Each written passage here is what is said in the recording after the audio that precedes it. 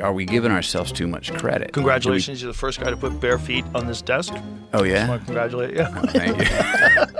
Hey. Matthew McConaughey doesn't need to try to grab attention. He just speaks at his own pace, and somehow, everyone around him gets dragged along. From the film set to everyday life, these are the moments that show the world usually has to adapt to Matthew, and rarely the other Prop joints, which are oregano because I know I'm gonna be pulling. Yeah, I got that. So all of a sudden we go do the scene, and it's about an 8-minute take. It's a long take if you're passing a joint back and forth and you're smoking to the heels Snoop of Dogg your stuff. feet. Yeah. So the scene goes on, and right after the scene, I just feel like, man, I'm not sure that was Yo Moondog. That wasn't prop weed. That was Snoop weed. By the time he realized what Snoop had done, Matthew also understood that the rest of that day would not be able to happen according to the original plan. Here we go. This is the first take of the night. I didn't say another word of English, really. You rapped for 13 hours straight. I asked him, it was one of those highs where I didn't really catch my breath until 5:30 p.m. the next day. And I came back to work, I asked you, I said, man, I'm a little hazy on how last night went, how'd it go? What did I tell you? Snoop. What was the most notable thing Snoop did during your... Snooped me. He did Snoop you? You know what being snooped is? I think I have... Fairly indecent. You got Snoop. Would you get Snoop before you shot your scenes or after you shot the My scenes? particular snooping was all recorded on camera, and I'm not quite sure. There's a scene where I'm going to Snoop. I've got writer's block, and Snoop has the magic weed, right? Uh-huh. But I go to Snoop, and I go to the prop man to make sure I've got prop weed. Now, prop weed is not real weed. It's like crushed oregano and stuff. Good idea, man. So we get in the scene. It's about a 6-minute scene. Fast back and forth. All of a sudden, the end, he goes, Yo, Moondog. And that's my character. He goes, that ain't prop weed. That's Snoop weed. I went, oh, you son of a gun. Now, the next 9 hours. But Snoop wasn't the first person to put him on the defensive. Back when he was a young actor, Matthew once walked right into a challenge that was even harder to handle. You tell a story in the book about a valuable lesson you learned on, I think the film was called Scorpion Spring. Another one of these times when we have a bright idea, I had a bright idea that went wrong. It was a time early in my career where I had gotten out to LA and I was not getting, meaning I was getting a callback, a second callback, but not landing the job, and I was tight. Well, I get this blind offer of this role, and it's of this drug runner on the border of Mexico and Texas, and the scene is the coyotes bring across his drugs, he doesn't pay for them, he steals the drugs, kills them, and moves on. I've been tight lately. I'm starting to take acting lessons, and I'm learning what I'm doing, and this doesn't work. I need to go back to how I did it in the beginning. Wooderson and Days Confused, when I had 3 lines and I worked for 3 weeks, and I would just improvise the scene because I knew my man and I would just be me. So I said, I'm not gonna read this script, Scorpion Spring. Cut to, I'm on the set of Scorpion Spring, I'm about to shoot that scene. Well, obviously I get a little bit nervous because the PA walks by and says, you wanna check out the sides? And I say, yeah, let me see the sides. I grab the sides, I'm on my mark, we're about to say action, I have a peek. 1 page, 2 pages, 3 page, 4 page, monologue. My guy, in Spanish. I feel this bead of sweat come up on the back of my neck, and I remember saying... There was a time when a few pages of dialogue were enough to make him confused. Yet, when standing in front of a grizzly bear, Matthew was as calm as if it were just a scene practiced dozens of times. I believe, I haven't had to test it out yet, but I've got a theory on this. Let's take a grizzly bear, for instance. Okay. And I've thought about this a few times, but I think I know how. Now, let's say you got a knife. You get a knife. Let's give 8 to 10 inches of a blade. That's fair. You're gonna have to take one good hit here before you get him, though. You've thought a lot about fighting a grizzly? I have. This is what I have. You've given this a lot about. of thought? You think about, like, okay, me and a grizzly, how am I gonna do it? This is pretty fascinating. Okay, very intrigued. So about a grizzly's how this could coming go at down. you. I'm a Okay, grizzly. you're the grizzly. Right? Here's the thing. What are most people gonna do? You're gonna go honey back. first. So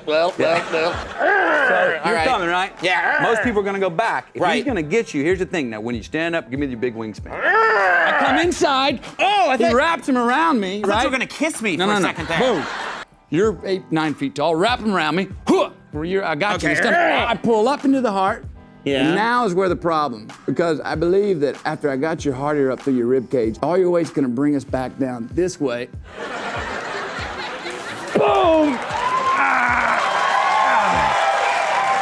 And now, Can I just,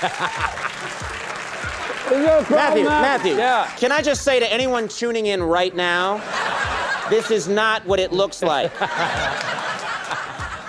moments. That composure didn't stop when the cameras turned off. In Texas, an early morning drumming session once made a quiet night for the entire neighborhood take a turn that nobody anticipated. Was it like 6 months ago you were arrested? Was that, or am I thinking it was longer than that? It was like late October. But now, what was the deal on that? It was you're at your home in Texas? Yeah, I was at home. Yeah, doing what? In Austin, Texas. I was banging on some bongos. What time of day was it? 2:37 in the a.m., so said the report. So the police come, they knock on the door, you let them in, what happened? Well, no, they didn't really knock. They came on in, and I looked up and saw that familiar figure, and it's blue, and you go, oh, that's a cop. Oh, I'm going to turn this down. And Yeah. I turned down and said, what the hell are you doing in here? And before I knew it, I was kind of cuffed and put against a wall. Whoa! Yes. And has this happened before? It has not happened before. And what about, how did it happen? Why did? Well, I was playing the music a little too loud, and I was playing my bongos a little too loud. And what happened, I think I didn't get to know yet, but I think it woke them up. And Well, not everybody loves bongo music. You know, some do, some don't. that's kind of subjective, and to me it sounded good. It sounded good, yeah. Now, and you were naked, is that also part of the deal? I was buck naked. The encounter with the police should have been the part people are most hesitant to talk about, but when recalling it on Ellen, Matthew spoke about it like a very normal memory. So you have to the first thing that comes to your mind, you say it and then you hit this, okay? Okay. First thing that comes to your mind. Come on. Yeah. What's the weirdest thing you've done to make money? It's also illegal. So I'm not telling. It could come back to haunt me. All right. And that is probably the most puzzling point about him. Things that make others have to make excuses seem to need no explanation in the world of Matthew McConaughey. Road testing the kind of the posing pouch. The posing pouch? That confidence was formed long before Hollywood knew his name. In the McConaughey family, the way you walk into a room seems just as important as what you say. Go out, probably banging your mom. He said, boys, when I go, I'm going to be making love to your mother. And he did. He called a shot. Don't you- 6:30 a.m. on a Monday morning. Do you believe there's something cosmic about that? Your dad knew how he was going to die, and he actually did it. And he did. Did he have a heart attack? Had banging your a mom? heart fibrillation, yeah. I want my man to be carried out of here nude. Well, because I want them to see the gift that was Jim McConaughey. Which, I mean, he must have had a big cock, right? I mean, is that what she was talking about? They're out in the street, and he's Right. going out the garage down. So, what's the sensible thing to do at 7 a.m. covering? Right. My mom's out there, half naked, ripping the sheet off him. Get that sheet off of him. You're going to see how big. I hope he had a boner at that point. I do too. Right from the first day of school, Matthew's mother showed that she would not accept others taking lightly even a tiny detail related to her son. I mean, Matt, or is it always Matthew? It's always been Matthew, for good reason. Are you mad? No. No, I'm not mad. Okay. See, my mom was mad when I got called Matt. My Your friend mom John was your Griffith. kindergarten Yes, teacher? yes. Oh, wow. She and my buddy John Griffith says, hey, Matt, want to go play in the monkey bars? And I ran out and said, yeah. Bam! Get slammed to the ground. I look up into my mother in my face, and she's like, what are you doing? I said, I'm going to play in the monkey bars with John. She goes, who is? I said, I am. She goes, what's your name? I said, Matthew. And Matt again, I named you Matthew from the Bible. And I was like, yes, ma'am. So She could defend the pronunciation of Matthew's name to the very end. But when her son became famous, she wasn't someone who bothered too much about keeping Family Matters Matthew get more memorable roles. But fame also caused old movies that he wanted to leave behind to be continuously dragged into the light. I love you. There's one small problem. Hi, I'm Ross. I'm his brother. We're twins. Are your parents, Yeah. I think you gotta let me know that everyone in your family's a midget. They're not midgets, they're dwarfs. Whatever. Or bring them together. Peter Dinklage. This is Fake back and tell. for his mom kissing. You're like, what's up with all these fucking midgets? You could have prepared us for this, don't you think? If you embarrass me, I'll never speak to you again, so just get it together. How's everybody great? When the girl gets wet, it's all Wait, the trailer's so good. I've never seen the trailer. This is so good. You knocked up this great girl, and you didn't tell her that her baby's probably gonna be. Yes, real production day. Showed up to work. No one thinks that's real. It Not a doesn't soul. look real.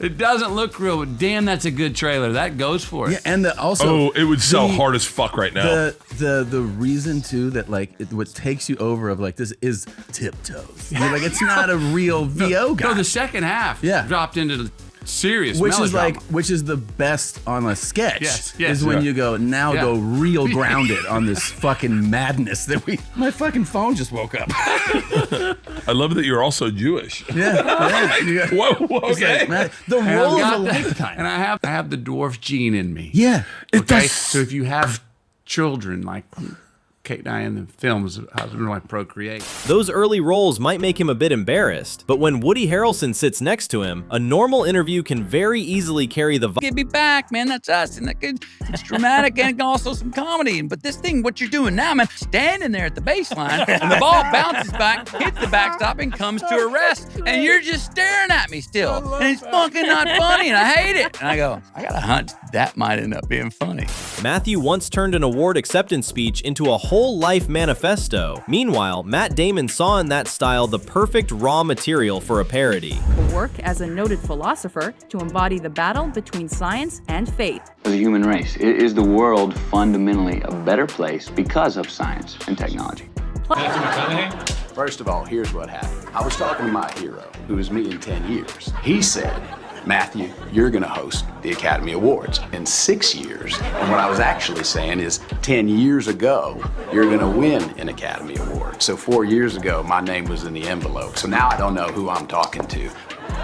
Then there is that unmistakable voice. It has sold movie tickets, sold cars, and inspired countless imitations, even becoming a special tool in Mike Matthews' confidence into a brand. But the first person to truly test it was his father, with a decision that forced Matthew to prove exactly how serious he was. McConaughey has never needed to force himself to fit the mold of a movie star. He just lives, speaks, and acts his own way, and then Hollywood finds the best spot to place the camera on its own. And right before we're about to shoot, I've got friends in the car. I'm going, I've been listening to this live Doors album. And there's this, in between two of the songs, Morrison goes, all right, all right, all right, all right. Right? 4. All right, all right, all right, all right. So right before we're about to go, I'm like, what is Wooderson? What is Wooderson about? What's he about? Man, he's about 4 things. He's about, his car. He's about getting high. He's about rock and roll and picking up chicks. I'm in my car. I'm high as a kite. I'm listening to rock and roll. Action. And there's the chick. All right, all right, all right. That's amazing.